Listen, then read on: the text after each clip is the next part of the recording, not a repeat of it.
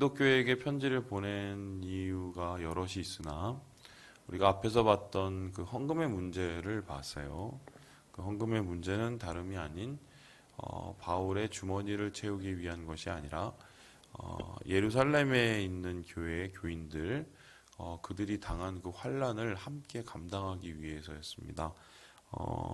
이 기근과 가뭄이 계속해서 이어져서 사람들의 생명을 앗아갈 수 있는 그 상황 속에서 그래도 그리스도의 한 몸 된 주의 형제 자매들이 뭔가 함께 고통을 같이 하고 또 고통을 같이 이겨내는 것을 보여주기 위해서 고린도 교인들에게 헌금에 대한 얘기를 했고요. 두 번째로 이 고린도 교인들에게 편지를 보낸 이유는 그들과 바울 간에 있었던 이 갈등의 문제를 해결하기 위해서입니다. 바울과 그들 간에 있었던 갈등의 문제는 무엇이냐?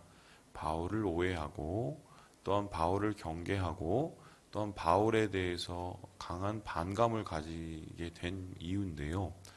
그냥 어느 날 갑자기 고린도 교인들이 바울에게 좀 섭섭한 마음을 가지고 바울에 대해서 그런 섭섭한 마음을 표현하는 그런 수준의 갈등이 아니라 이 갈등은 가만히 놔뒀으면 교회 자체를 엉망진창으로 만들고 또한 교회의 교회됨 그리고 교회가 살아있는 생명인 예수 그리스도의 복음을 송두리째 앗아갈 수 있는 심각한 갈등이었습니다. 그러면 그 갈등은 어떻게 시작된 것이냐? 바울로부터 시작된 것이 아니라 바로 오늘 말씀에서 나오는 고린도 교회의 조심스럽게 스며든 바로 거짓 교사들에 의한 것이었어요. 자, 그렇다면 그 거짓 교사들은 도대체 어떤 사람들이고 어떤 일을 해서 이 교회와 이 바울의 관계를 어지럽히고 교회를 엉망진창으로 만들려 했을까? 우리는 그들의 가르침을 전체를 알 수는 없으나 어떤 식의 행동을 했는지를 오늘 말씀을 통해서 짐작을 해볼 수 있습니다. 자, 우리 함께 우리 3절의 말씀을 같이 한번 읽어보도록 하겠습니다. 3절입니다. 시작. 뱀이 그 간계로 하와를 미혹한 것 같이 너희 마음이 그리스도를 향하는 진실함과 깨끗함에서 떠나 부패할까 두려워하노라. 이 3절에서도 그들의 모습을 뱀이 하와를 미혹한 것, 뱀의 비유를 했고요. 그리고 14절에 봤더니 뭐냐면 사탄이 광명의 천사로 가장한 것이라고 얘기를 합니다. 그러니 이 사람들의 기본적인 행동 모습은 어떻게 해요? 겉으로는 굉장히 선하고 겉으로는 굉장히 아름다워 보이나 그 내면에는 실상은 하나님과의 관계를 완전히 끊어내고 뿐만 아니라 그들 교인들의 마음속에 있는 진실된 믿음을 무너뜨리기 위한 미혹이요 유혹이었다는 것을 알게 됩니다. 자, 그런데 생각을 해보세요. 이 교인들이 바보겠냐고요. 이 사람들도 지각이 있고 이 사람들도 삶의 경험이 있고 그리고 짧게나마 바울과 함께한 시간 속에서 복음이 무엇인지를 분명히 경험했단 말입니다. 그리고 이 사람들도 나름에서 삶 속에서의 경험을 토대로 가지고 있는 뭔가 판단 기준이 있었을 거예요. 그런데 그 판단 기준을 무너뜨리고 바울과에 있었던 그 믿음의 경험들도 무너뜨리고 그리고 그들의 있는 인식과 그들의 있는 사고 체계를 마비시킬 만한 뭔가가 있으니까 이 사람들한테 속은 거 아니겠어요? 그냥 처음 보기에도 사기꾼 같고 처음 보기에도 뭔가 사자 같은 느낌이 있는 사람들한테 속지는 않죠. 여러분 그 사기를 당하신 분들의 공통점이 뭔지 아세요? 똑같이 그 얘기를 해요. 저도 한번 당해봐서 아는데 그 사람이 그럴 줄은 정말 몰랐다. 그 사람이 그럴 줄은 정말 몰랐다. 심지어는 그렇게 사기를 당하고 나서도 여전히 그 사람이 그럴 사람이 아니라고 말하시는 분도 봤습니다. 그래서 사기꾼은 항상 제가 얘기하지만 얼굴에 사기꾼이라고 적어놓고 다니질 않아요. 예. 그리고 사기꾼은 나를 해치거나 나의 것을 강탈하게끔 우리를 생각하게 하지 않습니다. 오히려 반대인데 좋아 보이고 또한 따뜻해 보이고 나를 위하는 것처럼 보여요. 그래서 그러한 모습에 사람들이 혹해서 사기를 당하죠. 마찬가지로 지금 고린도 교회 교인들도 아마 이런 거짓 교사들 속에서 뭔가 참되고 아름답고 또 뭔가 나를 위하는 위안이 되는 그러한 가능성을 봤을 거예요. 그거를 보니까 그것 때문에 심지어 이때까지 내가 믿고 있었던 사람도 버리고 내가 믿고 있었던 믿음도 버릴 만큼 그러한 변화가 온 것이 아니겠습니까? 자, 그렇다면은 그들은 어떤 모습으로 이 고린도 교인들을 꿰어내고 유혹을 하였을까? 우리 함께 같이 한번 읽어보도록 하겠습니다. 우리 5절의 말씀을 같이 한번 읽어봅시다. 5절입니다. 시작. 나는 지극히 크다는 사람들보다 부족한 것이 조금도 없는 줄로 생각하노라. 지금 오늘 바울이 자기 자신을 가리켜서 뭐냐면 야 나는 걔네들보다 훨씬 딸릴 게 하나도 없어 훨씬 나 이러면서 자기 자신을 참 부끄럽게도 자랑을 하고 있어요. 근데 자랑을 하는 이유가 자랑하고 싶어서 자랑하는 게 아니라 고린도 교회 교인들이 분별 없이 그 사람들의 꼬임에 넘어갔기 때문인데요. 분별 없이 그 사람들의 꼬임에 넘어간 이유가 뭐냐면 그 사람들이 자기 자랑에 능했기 때문입니다. 아, 목사님, 자기 잘났다고 얘기하는데 사람들이 그걸 좋아하고 넘어가겠어요? 넘어가요. 제가 알아요. 반대로 뭔가 좀 겸손함을 가지고 하나님 안에서 그 겸손함을 드러내고 좀 겸손함으로 자기 자신을 낮추고 이런 사람들을 오히려 사람들이 구분을 잘 못합니다. 저도 그랬어요. 저도. 왜냐하면 우리는 여전히 보이고 드러나는 것에 익숙하고 그것에 적응하기 때문이에요. 그래서 이 사람들은 막 이렇게 선전을 했어요. 나는 누구에게 배웠고 누구에게 추천을 받았고 또 누구로부터 무엇을 얻었고 그리고 내가 가지고 있는 경험은 무엇이고 그리고 내가 영적인 어떤 능력을 가졌고 뭐 이러면서 자기를 막 이렇게 자랑을 합니다. 그 자랑 속에서는 진짜도 있고 그리고 가짜도 있고 뻥튀기도 있었어요. 여러분 그 목사가 그래서 굉장히 중요합니다. 왜냐하면 목사는 말을 참 많이 하는 사람이기 때문에 자칫 잘못하면 말로 실수도 하고 거짓말을 할 수도 있어요. 원치 않게 뻥도 칠 수도 있어요. 그래도 이제 진실하려고 노력을 해야 되는데 그 이유가 뭐냐면 그러한 말들에 대한 유혹이 있어요. 이렇게 말을 하고 나를 드러냈었을 때 사람들의 이목과 주목을 끌 수 있다는 것을 경험을 하죠. 그래서 주변에서 사실 정말 쥐뿔도 없는데 자기를 드러내서 사람들한테 선전을 하고 그것을 통해서 선동을 하시는 분들이 있는데 이제는 보면 알죠. 저분들이 왜 저러시고 왜 저렇게 얘기하는 게 저게 진실인지 가짜인지는 아는데 중요한 거는 거의 비슷한 맥락과 비슷한 패턴의 사람들이 속아요. 이 사람들도 이런 자기 자랑에 겨워하는 사람들의 모습을 그 중심과 핵심을 바라보지 못하고 외모로 그것을 판단하고 보았기 때문에 그 사람 속에 있는 진실함과 중심을 바라보지 못하게 된 거죠. 제가 신기한 게 하나 있어요. 신기한 게 이제 뭐냐면 그 예전에 이제 그 시장에 가면요. 요즘에는 없더라고요. 시장에 가면 그 책칼 파시는 분이 있어요. 여러분 아세요? 책칼 파시는 분. 근데 이제 책칼을 이렇게 탁 들고 자 이거 보시라고 그러면서 막 오일을 막 샥샥샥샥샥 찰고 막 촥촥 하면 막 이거 막쭉 나가고 막 그리고 막 그 당근 막 이렇게 막 썰고 와 대단해 막 대단. 그걸 또 한참 봐요. 보다가 저걸 사면 나도 저렇게 요리를 할 수 있는 것 같은 거. 잘라 놓으면은 뭐 모든 요리가 다 되기가 좀 쉬우니까 그죠? 그걸 제가 보다가 샀어요. 샀는데 집에 와서 그렇게 채칼을 가지고 자르려고 하다 보니까 될까요? 안 될까요? 잘 안 돼요. 신기하죠? 잘 안 돼서 피를 봤거든요. 그러면 사람이 그 피를 봤었으면 그 다음에 그 채칼 장사를 보면은 그걸 봐야 돼요? 안 봐야 돼요? 안 보는 게 맞죠? 그런데 시장에 가면 이거는 저번 거랑 다른 거래. 그래서 또 막 샥샥 하면서 뭐가 슉슉슉 하면 계속 그걸 또 보고 앉았어요.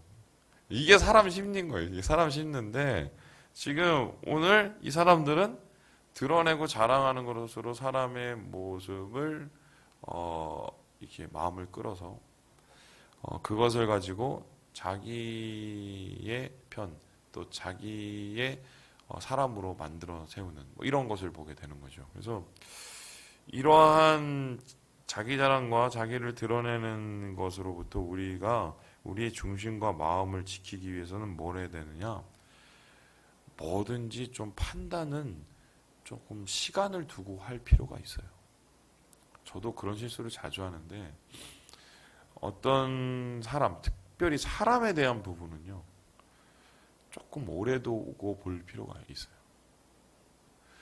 특별히 그런 것 같아요. 이런 그 거짓 교사들의 특징이 사람이 좋아하는 말이 뭔지 알아요. 그리고 사람의 유형을 빨리 파악을 해서 그 사람이 좋아할 말만 해줘요. 그게 맞건 틀리건. 그런데 오늘 그러한 보이고 들리는 것 앞에 그냥 맥없이 쓰러지는 모습, 고린도 교인, 이들을 우리가 욕할 게 아니라 우리의 마음속에서도 비슷한 실수를 저지를 수 있다는 것을 우리가 항상 경계해야겠다. 그래서 보이고 들리는 이 자기 자랑으로 자신을 포장하는 모습에 속았다는 것을 우리가 보게 됩니다. 두 번째로 지금 얘기가 어떻게 나아가냐면요. 우리 함께 같이 6절의 말씀을 같이 한번 읽어보겠습니다. 6절의 말씀입니다. 시작. 내가 비록 말에는 부족하나 지식에는 그렇지 아니하니 이것을 우리가 모든 사람 가운데서 모든 일로 너희에게 나타내었노라.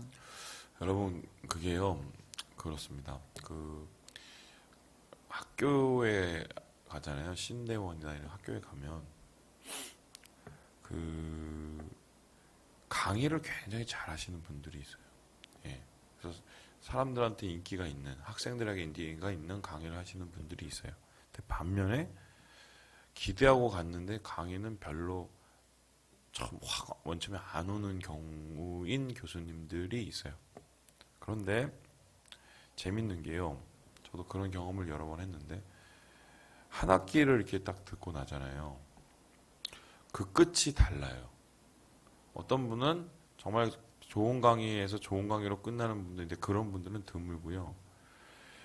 굉장히 강의가 좋았는데 한 주, 두 주, 세 주, 네 주 지나다가 나중에 끝에 보면 별로 남는 게 없어요. 그런 강의들이 있어요. 빛 좋은 개살구 같은. 근데 반면에 맨 처음에는 이 강의를 들을 때 뭔가 좀 답답함도 있고 좀 뭔가 확 안 오는 막 그런 게 있어요. 그런데 한 주, 두 주, 세 주, 네 주 지나보면 이분이 뭘 얘기하는지가 좀 구체적으로 더 드러나고 끝나고 났을 때 뭔가 강한 울림이 있다는 걸 느껴요. 그런데 신기하게 이게 어떻게 나중에 구별되냐면요. 이분들이 쓴 책을 나중에 보잖아요. 그러면 이게 확연하게 드러나요. 이게 무슨 소리냐면 그 자기가 가지고 있는 지식들과 자기가 가지고 있는 여러 가지의 이 연구들을 농축해서 쓴 책이 있고요. 반면에 이것저것 짜집기하고 그냥 팔릴 만한 책들을 이렇게 갖다 놔서 결론적으로는 정말 별로 메시지가 좀 확실치 않은 그런 보기 좋은 책들이 있는데 사실 제가 신대원 갔다 졸업을 하고 남는 책들 그리고 거기서 가장 배웠던 기억에 남는 책들은 대부분 맨 처음에 강의가 좀 힘들었던 것들이 많아요. 근데 지금 거짓 교사의 경우도 마찬가지인데 듣기에는 되게 좋은 지식들을 쏟아내. 그런데 나중에 듣고 나면 별로 마음에 울림이 없고 오히려 허무한. 근데 반면에 바울의 가르치면 듣기에는 좀 딱딱함이 있었을 거예요. 그리고 바울이 언변이 조금 목소리가 약했던 것 같아서 그것 때문에 좀 이게 답답함도 있었을 텐데 듣고 나서는 강한 울림이 있는. 여러분 그것의 차이가 뭐라고 생각하십니까? 저는 그것의 차이를 분명히 아는데요. 이게 자신의 오랜 사유와 사색으로 몸에 체득된 지식인지 그리고 그 지식을 가지고 자기가 그것을 증명하면서 살아가는 지식인지 아니면 그냥 머릿속에서 맴들고 입속에서 떠나가는 지식인지 그 차이예요. 그런데 이제 바울은 한마디를 하더라도 자기의 삶을 통해서 드러날 수 있는 진실된 핵심을 전하려고 노력을 했던 사람 같아요. 근데 반면에 이 거짓 교사들은 어떻게 해요? 듣기에는 좋은데 삶과는 별로 상관이 없는, 말 그대로 한 귀로 갔다가 한 귀로 흘러가는 그런 말씀을 전했는데 사람들은 바울의 말을 듣기가 불편하니 싫어하고 듣기가 당장 좋은 거짓 교사의 말을 즐겨했던 것이죠. 그래서 이 끝에서 결론적으로 어떻게 하면 거짓 교사를 쫓다가 방종하는 삶을 살게 돼요. 바울의 얘기를 쫓으면 처음은 힘들지만 결단하고 순종하는 삶을 살게 되는데 성장을 하게 되는데 그냥 오늘 들어 오늘 소화하는 그런 얘기를 듣다가 보면 나의 삶과는 별로 상관이 없는 그런 얘기로 끝나게 된다는 거죠. 그래서 지금 이 거짓 교사들은 말 그대로 알맹이 없는 지식, 삶이 없는 체득되지 않는 지식만 전달하는 한마디로 그런 포장에만 능하고 언변에만 능했던 사람이라는 것을 우리가 말씀 속에서 깨닫게 됩니다. 마지막으로 이 거짓 교사들은 어떤 사람이었을까? 우리 함께 우리 7절의 말씀을 같이 한번 읽어보겠습니다. 7절의 말씀입니다. 시작. 내가 너희를 높이려고 나를 낮추어 하나님의 복음을 값없이 너희에게 전함으로 죄를 지었느냐. 심각하게 생각하면 거짓 교사들은 이렇게 듣기 좋은 말, 보기 좋은 자랑들을 하면서 뭘 했냐? 사람들의 환심을 사서요. 돈을 뺏었어요. 자기 배를 채웠어요. 그런데 반면에 이 바울은 자기 배를 채우는 일을 하지는 않았어요. 근데 저는 이 얘기를 듣고 참 신기합니다. 아니 바울은 아비의 마음을 가졌는데 오히려 더 감사하고 뭔가 밥 한 끼를 사주더라도 그렇게 사줘야 될 것 같은데 어떻게 언제 본 적이 있다고 이 거짓 교사들에게 자기의 있는 돈을 이렇게 다 빼서 갖다 바치고 어떻게 이럴 수 있지? 이런 생각을 했는데 어제 막 그런 생각을 하다가 TV를 딱 켰는데 그 해답을 발견했어요. 뭐냐? 홈쇼핑이에요. 홈쇼핑. 홈쇼핑을 딱 보면 얘네들이 그게 있어요. 그 사용하는 언어들이 있어요. 이제 얼마밖에 남지 않았습니다. 그리고 이번에 이거 놓치면 못 삽니다. 그죠?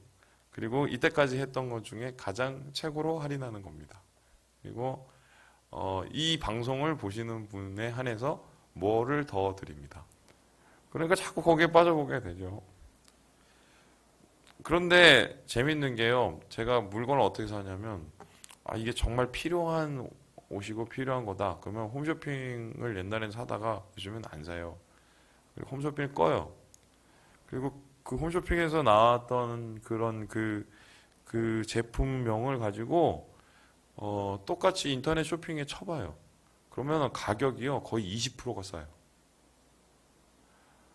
똑같은 제품이었는데 20%가 싸요. 네.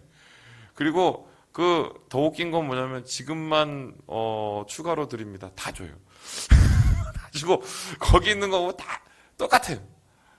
그런데 이제 홈쇼핑을 보고 있죠. 왜냐하면 이제 홈쇼핑의 기술이 있는데 이 사람들은 어떻게 하면 사람들의 환심을 사서 주머니를 여는지 그것만 이제 심리학적으로 고민하고 이 경험상으로 체득한 사람이기 때문에 엄청난 사람이죠. 그러니까 이거는 기술이에요. 제가 볼 때는 박수 쳐줘야 돼요. 박수 쳐줘야 돼요. 근데 뭐 홈쇼핑은 자기가 일을 하기 위해서 파는 거죠. 그거는 뭐 정당한 거라고 쓰는데 중요한 거는 쥐뿔도 없는 정말 복음하고는 전혀 상관이 없는 하나님하고는 거리가 먼 거짓된 것을 팔면서 그것을 마치 참이냐 자기가 하나님의 대리자인 양에서 사람들의 마음을 앗아내고 그들의 주머니를 앗아내는 이 기술자들, 이 나쁜 기술자들. 이것이 결론적으로는 어떻게 하면 바울과 이 고린도 교인들의 사이를 멀어지게 했으며 그리고 고린도 교인들의 삶을 더럽게 만드는 뭐 이런 얘기가 되는 거죠. 더불어서 저는 좀 그 얘기를 하고 싶은데 이게 좀 되게 나쁜 기술인데요. 여러분도 아마 해봤을지도 모르겠어요. 뭐냐면 어떤 사람의 마음을 사는 방법 중에 하나가 뭐냐면요. 다른 사람을 같이 욕하면 돼요. 네. 아마 이 거짓 교사들도 바울을 같이 욕했을 거예요. 근데 사실은 욕해서 같은 편이 아니라 욕해도 다른 편이거든요. 그런데 같은 편인 양 묻게 하고 그것을 통해서 자기의 배속을 채우는. 그래서 여러분 말을 들으실 때 고민을 하셔야 돼요. 이 말이 사람을 살리는 말인지 죽이는 말인지 남을 세우는 말인지 아니면 남을 깎아내리는 말인지.